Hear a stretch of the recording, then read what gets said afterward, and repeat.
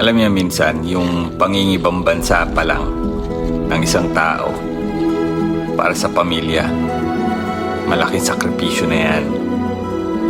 Kahit hindi niya alam kung ano mangyayari sa kanya sa abroad, kung suswertihin ba yan, kung makakaipon ba yan, kung matutupad ba niya mga pangarap ninyo, sumusugal yan.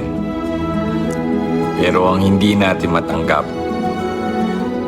mismong kapamilya pa ang magiging dahilan ng pagpapakamatay ng isang OFW. Alam niyo, marami sa amin mga Pilipino, umiiyak na lang kami kapag hindi namin ibibigay ang mga gusto ninyo. Kala nyo ayaw namin magbigay. Minsan dinadamdam namin yan. Kapag masama ang loob ninyo sa amin dahil hindi namin maibigay ang gusto ninyo, dinadamdam namin yan. Na minsan nauuwi sa pagpapatiwakal ang isang Pilipino